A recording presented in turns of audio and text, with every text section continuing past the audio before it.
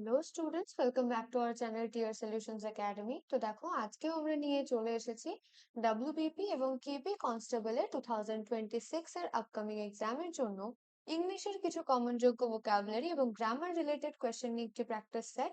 তো আজকের set number হচ্ছে 51। এর আগেও কিন্তু 50টি প্র্যাকটিস সেট আমরা আপলোড করে দিয়েছি। যারা যারা দেখোনি, অবশ্যই আমাদের চ্যানেলটি ভিজিট করে দেখে নেবে। তো চলো, আজকের প্রথম প্রশ্ন কি আছে দেখে নেওয়া যাক। বলেছে spot the error in the following sentence. ঠিক আছে, তো এখানে একটা সেন্টেন্স দেওয়া আছে এবং আমাদের কিন্তু এরর কারেকশনটা করতে হবে। তো প্রথমেই দেখো কি বলেছে। এখানে বলেছে যে উই ডিসকাসড অ্যাবাউট পলিটিক্স, তাই না? Discussed about. তো দেখো, ডিসকাসড এর পরে আমাদের কিন্তু অ্যাবাউট বা এই ধরনের কোনো প্রিপোজিশন বসানোর কোনো প্রয়োজন পড়ে না। Discuss is not followed by about. ঠিক আছে, তাহলে এখানে শুধু উই ডিসকাস পলিটিক্স এটুকুই আমাদের কিন্তু করলে হয়ে যেত। ঠিক আছে, তো এরকম কিছু কিছু ক্ষেত্রে থাকে যেখানে আমাদের কিন্তু যে সেন্টেন্সটা থাকে এরকম ডিসকাসড এর পরে অ্যাবাউট, আমরা সাধারণত ডিসকাসড অ্যাবাউট কিন্তু বহুবার ব্যবহার করে থাকি, আমরা এটাকেই কমন ইউজ ধরে থাকি, কিন্তু এগুলো কিন্তু ভুল। ঠিক আছে, যেরকম আমরা জানি এন্টার ইনটু, এন্টার এর পরে কিন্তু ইনটু করার কোনো প্রয়োজন হয় না। তো এই ধরনের সেন্টেন্স গুলো খুব ভালো করে দেখবে। ঠিক আছে, তাহলে এখানে অ্যাবাউট আছে কোথায়? অপশন বি তে, অপশন বি তেই এররটা রয়েছে। ঠিক আছে, চলো নেক্সট কোয়েশ্চেনে যাব। Fill in the blank with the appropriate preposition. This rule is applicable dash everyone. তো এই যে নিয়মটি সেটি কি অ্যাপ্লিকেবল, অর্থাৎ সেটি সবার উপরেই কিন্তু প্রযোজ্য। ঠিক আছে, তো অ্যাপ্লিকেবল এর পরে আমরা কিন্তু সব সময় যে প্রিপোজিশনটা ব্যবহার করি সেটা কিন্তু অন, একদমই নয়। ফর না, এটা কিন্তু হবে টু। ঠিক আছে, আচ্ছা তোমাদের মনে হতে পারে যে সবার জন্য, তাহলে কিন্তু ফরও হতে পারে বা সবার ওপরেই লাগু হচ্ছে এই যে রুলটা, তাহলে অনও হতে পারে, কিন্তু ওগুলো কিন্তু হবে না। অ্যাপ্লিকেবল এর পরে আমরা সব সময় কিন্তু টু ব্যবহার করি, এটাই কিন্তু কারেক্ট কলোকেশন। তাহলে অপশন সি হচ্ছে কারেক্ট আনসার। নেক্সট কোয়েশ্চেনে আমরা যাব, কি বলেছে দেখো। Fill in the blank with the correct tense. সঠিক টেন্স দিয়ে আমাদের কিন্তু ব্ল্যাঙ্ক স্পেসটা ফিল করতে হবে। তো কি বলেছে? The patient dash died before the doctor came. ঠিক আছে, তো টেন্সের কথা বলেছে, তো দেখো পেশেন্টটা কি মরে গেছে, তাই না? ডায়েড আছে এখানে, এটা পাস্ট, তাই তো। বিফোর দ্য ডক্টর কেম, তাই না, এটাও পাস্টে আছে, সিম্পল পাস্ট। তো দেখো বোঝাতে চাইছে কি যে পেশেন্টটি মারা গেছে before the doctor came, doctor আসার পূর্বেই। তো আমরা জানি যে যখন কোনো একটি কাজ, ঠিক আছে, এই যে যেমন হচ্ছে তোমার পেশেন্টের মৃত্যু, ঠিক আছে, পেশেন্টের মৃত্যু হয়েছে, মানে অতীতে কোনো একটি কাজ হওয়ার পরে যখন অন্য কোনো কাজ হয়, বা ধরে নাও অতীতের কোনো একটি কাজ হওয়ার আগে যখন অন্য আরো একটি কাজ হয়ে যায়, সেক্ষেত্রে আমরা কিন্তু পাস্ট পারফেক্ট টেন্স ব্যবহার করে থাকি। ঠিক আছে, এইবার দেখো যখন এরকম হচ্ছে যে দুটো কাজই কিন্তু পাস্টে হয়েছে, পেশেন্টও আগে মরেছে, পেশেন্ট মরেছে এবং ডাক্তারও এসে গেছে। ঠিক আছে, এইবার তার মধ্যে যেটা প্রথমে হয়েছে, মানে পেশেন্টের মৃত্যুটা তো প্রথমে হয়েছে বিফোর দ্য ডক্টর কেম, তাহলে ডক্টর আসার আগে পেশেন্ট মারা গেছে।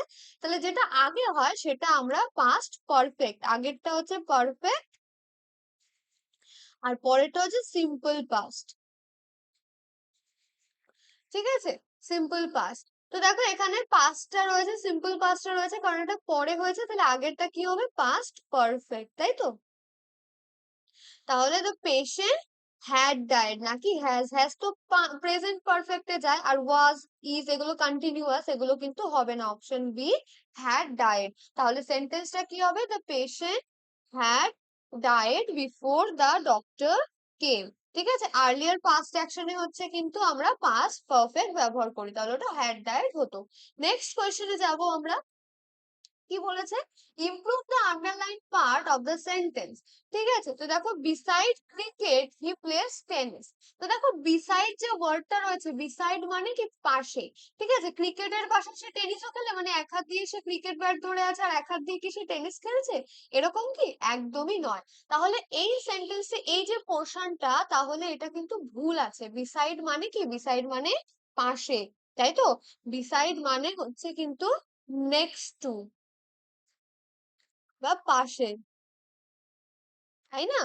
আচ্ছা, তাহলে এখানে বিসাইডস আছে, তাহলে বিসাইডস মানে কি? বিসাইডস মানে হচ্ছে ইন অ্যাডিশন টু, মানে পাশাপাশি।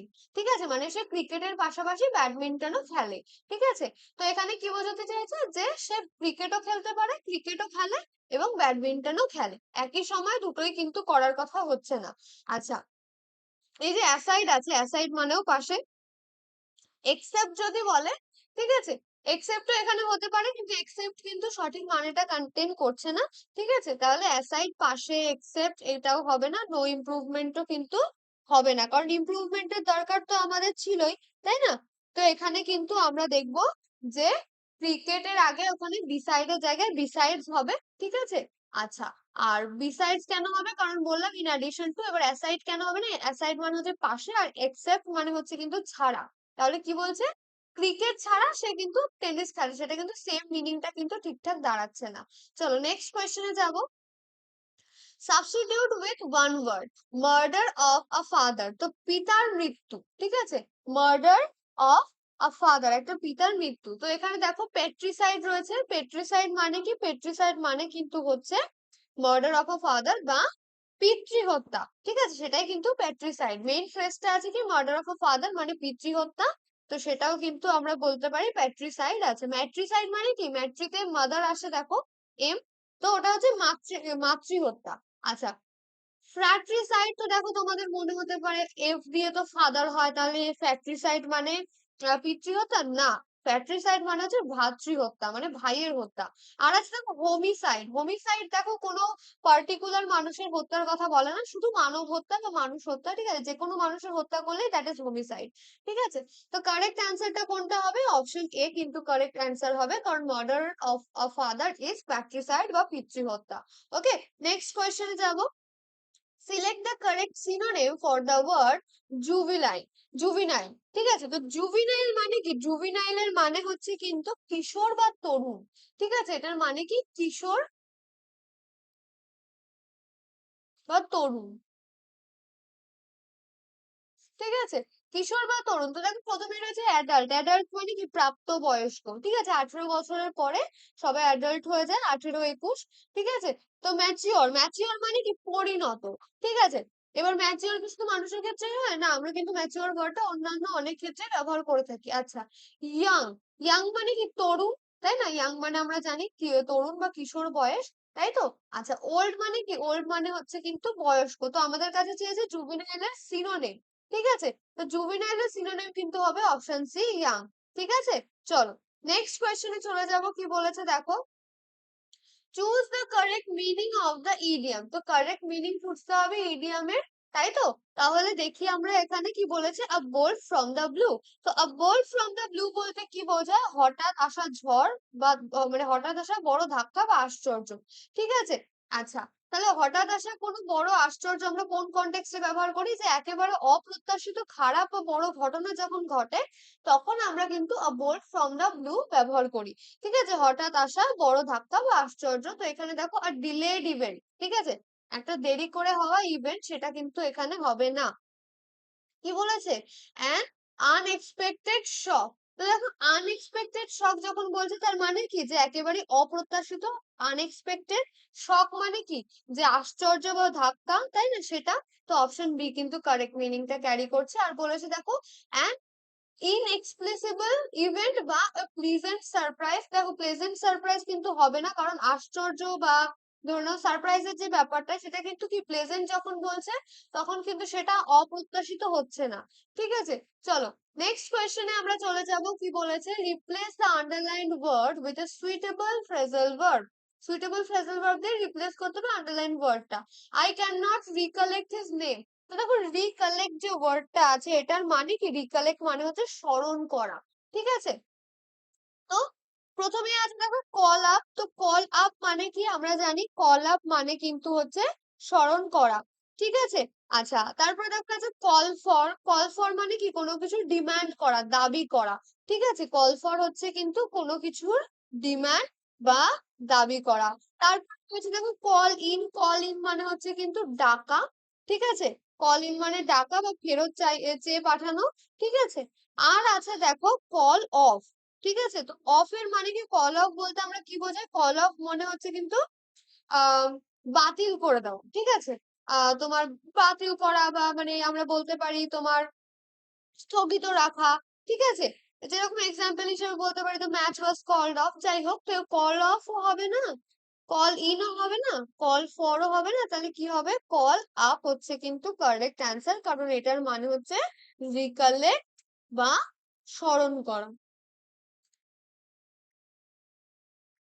ওকে, চলো নেক্সট কোয়েশ্চেনে যাবো। কি বলেছে দেখো, select the correct antonym for the word stationary. তো দেখো স্টেশনারি এই যে ওয়ার্ডটা NARY, তো আমরা জানি স্টেশনারি ওয়ার্ডটার কি মানে হয়। আমরা সাধারণত স্টেশনারিতে জানি যে লেখার জিনিসপত্র হতে পারে, আমরা পড়াশোনার ক্ষেত্রে যেগুলো ব্যবহার করি, কিন্তু সেটা কিন্তু এখানে না, সেই স্টেশনারি স্পেলিং এ ই হয় স্টেশনারি, কিন্তু এখানে যেহেতু এ রয়েছে ই নেই, তাহলে এই স্টেশনারি মানে কি? এই স্টেশনারি মানে কিন্তু হচ্ছে স্থির। হুম, এটার মানে হচ্ছে স্থির। তো সেক্ষেত্রে দেখো প্রথমে আছে মুভিং। মুভিং মানে কি? চলমান। তো দেখো স্থিরের অপোজিট মুভিং, চলমান বলতে পারি। ফিক্স মানে কি? ফিক্স মানে স্থির। রাইটিং মানে কি? লেখা। স্ট্যান্ডিং মানে কি? দাঁড়িয়ে থাকা। তো একমাত্র অপশন এ কিন্তু কারেক্ট মিনিংটা ক্যারি করছে, তাই তো? এখানে কি বলছে যে মুভিং মানে কিন্তু চলমান। চলো নেক্সট কোয়েশ্চেনে আমরা যাব। কি বলেছে? Change the mode of narration. He said I write a letter. ঠিক আছে, তাহলে সে কি বললো? হি সেডটা হি সেডই থাকবে। হি সেড দ্যাট, এই আইটাকে সে বলেছে, তাহলে হি, রাইটটা কি হয়ে যাবে? রাইটটা হবে কিন্তু এখানে দেখো অপশন রোড, ঠিক আছে, রাইট রোড হবে। হি রোড আর লেটারটা যেমন থাকবে সেরকমই হয়ে যাবে, ঠিক আছে, আ লেটার, ঠিক আছে। তাহলে he said that he wrote a letter. আচ্ছা, এখানে দেখো he said that he writes a letter কিন্তু হবে না, টেন্স চেঞ্জ হওয়ার কথা, ঠিক আছে। সিম্পল প্রেজেন্টে থাকলে আমরা কিন্তু সিম্পল পাস্ট বা পাস্ট ইনডিফিনাইট সেটাই কিন্তু করি, ঠিক আছে। তো আই রাইট আ লেটার, এটা কি সিম্পল টেন্সে আছে, সিম্পল প্রেজেন্ট টেন্স বা প্রেজেন্ট সিম্পল। তাহলে যখন আমরা ইনডাইরেক্ট স্পিচে যাব, তখন আমরা কিন্তু পাস্ট বা সিম্পল পাস্টে ব্যবহার করব। সেক্ষেত্রে দেখো এখানে কিন্তু কোনো রকম ভুল নেই, অপশন বি তে কিন্তু একটু ভুল আছে, ঠিক আছে। আচ্ছা, হি said that I রোট a letter, ঠিক আছে, হি said that I রোট a letter. এবার দেখো এখানে আইটা তো হি হয়ে যাওয়ার কথা না, সেটা চেঞ্জ করেনি, তাহলে ভুল আছে। আচ্ছা, he told that he wrote a letter, তো টোল্ড কখন হয়? টোল্ড আমরা যখন সেড টু থাকে তখন টোল্ড করি, কিন্তু সেড টু তো নেই, তাহলে টোল্ড হবে না। অপশন এ তে কারেক্ট অ্যান্সারটা রয়েছে। নেক্সট কোয়েশ্চেনে আমরা চলে যাব। কি বলেছে দেখো, find the correctly spelled word. তো টিউশন যে ওয়ার্ডটা সেটা আমরা জানি। তো দেখো টিউশন যে ওয়ার্ডটা, টিউশন বলে যদি প্রোনাউন্স করো, হ্যাঁ, তাহলে কিন্তু ওটা মানে স্পেলিংটা তোমরা বুঝতে পারবে না, কিন্তু টুইশন যদি তোমরা বলো, টুইশন, টুই, হুম, টিউশন যদি বলো তাহলে TUTION তোমাদের মনে হবে, তোমরা এটাতেই ঠিক করে দিয়ে আসবে, ঠিক আছে। কিন্তু টিউশন ওয়ার্ডটার যখন স্পেলিং মনে রাখতে হবে তখন বলবে টুইশন, TUI, টুই, TION, টিউশন, তাহলে এই টিউশনের স্পেলিংটা কিন্তু মনে থেকে যাবে, ঠিক আছে। আর SHION কখনোই হয় না, TION হয়, আর টিউটান TIAN হয় না। আর এখানে একটা আই মিসিং, যেটা আমি প্রথমেই বললাম, ঠিক আছে। তো কিছু কিছু ওয়ার্ড এরকম থাকে যেগুলো যে স্পেলিংটা থাকে সেটা থেকে একটু ডিফারেন্ট, কিন্তু প্রোনাউন্সিয়েশনটা হয়। যেরকম আমরা জানি যে নিউমোনিয়া, সাইকোলজি, সবকটা ওয়ার্ডের আগে কি থাকে? পি থাকে, তো পিটা সাইলেন্ট থাকে। সেই রকমই আবার যখন আমরা নেচার স্পেলিং দেখি, ঠিক আছে, নেচার, তো এটা আমরা না, টু, রি, ঠিক আছে, এইভাবে আমরা কিন্তু মনে রাখতে পারি। এটা একটা ফান ট্রিক, আমি জাস্ট বলে দিলাম, ঠিক আছে। তো এটা কি হবে তাহলে? অপশন এ টিউশন, টিউশনটাকে মনে রাখবে স্পেলিং কিভাবে? টুইশন দিয়ে। আচ্ছা, নেক্সট কোয়েশ্চেনে যাব। কি বলেছে? Change the voice. আচ্ছা, এখানে প্যাসিভে আছে, আমাদের অ্যাক্টিভ করতে হবে, ঠিক আছে। Let the door be open. তো আমরা জানি এই ধরনের লেট দিয়ে কখন হয়? যখন কিনা ইম্পারেটিভ সেন্টেন্স থাকে, তাই না? ইম্পারেটিভ সেন্টেন্সের ক্ষেত্রে, তো দেখো ইম্পারেটিভ সেন্টেন্সের ক্ষেত্রে যখন থাকে, তো ধরে নাও এখানে আমরা সেন্টেন্সটাকে তাহলে একটু ঘুরিয়ে করব, তাই না? আচ্ছা, তাহলে এই যে ইম্পারেটিভ এর স্ট্রাকচার কি থাকে? অ্যাক্টিভ টু প্যাসিভে কি থাকে? লেট প্লাস অবজেক্ট, তাই তো, প্লাস বি প্লাস এখানে কি হয় না, ভার্বের পাস্ট পার্টিসিপল V3, ঠিক আছে। আচ্ছা, তাহলে এখানে কি হচ্ছে দেখো, লেট অবজেক্ট বি হচ্ছে V3, তাই না? তাহলে লেট আর অবজেক্টটা এক্সট্রা আসছে, তাহলে অবজেক্টটা পরে যাবে, V3টা আগে আসবে। এখানে V3টা কি? ওপেন, তাই না? তাহলে ওপেনটা কি হয়ে যাবে, ওপেন হবে, ওপেন, আর এই যে আমাদের অবজেক্ট কি ছিল, the door, open the door, বুঝতে পেরেছো? ওপেন দ্য ডোর হচ্ছে আমাদের সেন্টেন্স। তাহলে লেট উঠে গেল, বি উঠে গেল, প্যাসিভটা অ্যাক্টিভ হয়ে গেল, তাহলে open the door option A তে রয়েছে, ওপেন দ্য ডোর কিন্তু কারেক্ট আনসার। নেক্সট কোয়েশ্চেনে চলে যাব, কি বলেছে দেখো, choose the correct word to complete the sentence. The river has dash its bank. তো দেখো চারটে অপশন আছে, কি ওভারফ্লোড, ওভারফ্লোন, ওভারফ্লিউ, ওভারফ্লাই। তো দেখো এই যে ফ্লাই যেটা রয়েছে লাস্টে, ফ্লাই, ফ্লিউ, ঠিক আছে, ফ্লাই, ফ্লিউ, ফ্লোন, এই যে জিনিসগুলো, তো সেগুলো কিন্তু ঠিকঠাক ভাবে যায় না। আর এখানে ওভারফ্লোন যেটা বলেছে এটাও কিন্তু হবে না, কি হবে, ওভারফ্লোড মানে কি, রিভারটাকে জল মানে ব্যাংকে অর্থাৎ নদীর যে পার সেখানে জল কি ঝাঁপিয়ে গেছে, তাই না? তাহলে এখানে কিন্তু present perfect needs past participle of overflow, তো ওভারফ্লো এর কি হবে, পাস্ট পার্টিসিপল ফর্মটা কিন্তু হবে অপশন এ, যেহেতু এখানে হ্যাজ রয়েছে, তাই না? হ্যাজ হচ্ছে প্রেজেন্ট পারফেক্ট, তো অপশন এ হচ্ছে কারেক্ট আনসার। নেক্সট কোয়েশ্চেনে আমরা যাব, কি বলেছে, spot the error, he is the most unique person. তো দেখ, যখন আমরা বলছি he is the most unique, তো মোস্ট যখন বলছি, মোস্টই কিন্তু তোমার সুপারলেটিভ, আর ইউনিকের সাথে আমরা কখনোই মোস্ট ব্যবহার কিন্তু করব না। তাহলে মোস্ট ইউনিক কোথায় রয়েছে, অপশন বি তে রয়েছে, অপশন বি তেই কিন্তু এররটা হবে। ইউনিক ইজ অ্যাবসলিউট, ঠিক আছে, এখানে কিন্তু ইউনিকের পরে বা আগে কোনো ডিগ্রি আমরা বসাতে পারি না। নেক্সট কোয়েশ্চেন এবং আজকের সেশনের last question, fill in the blank. I prefer walking dash swimming. তো প্রেফার এর পরে আমরা সব সময় জানি কোন প্রিপজিশন হয়, টু, অপশন সি হচ্ছে কারেক্ট অ্যান্সার। ঠিক আছে, দেন, ফ্রম, ওভার এগুলো কোনোটাই হয় না, আমি বহুবার বলেছি। ওকে, সো আশা করি তোমাদের ভিডিওটি ভালো লেগেছে। অবশ্যই একটি লাইক করে দেবে, ভিডিওটি ভালো লাগলে কমেন্ট করে জানাবে কতগুলো প্রশ্নের নিজে থেকে উত্তর দিতে পেরেছো, কোনো কনফিউশন আছে কিনা, এবং ফ্রেন্ডস এন্ড ফ্যামিলির সাথে শেয়ার করতে কিন্তু একদমই ভুলবে না। চ্যানেলটিকে সাবস্ক্রাইব করে দেবে এবং পাশে থাকা বেল আইকনটিও প্রেস করে দেবে। দেখা হচ্ছে নেক্সট ক্লাসে। বাই।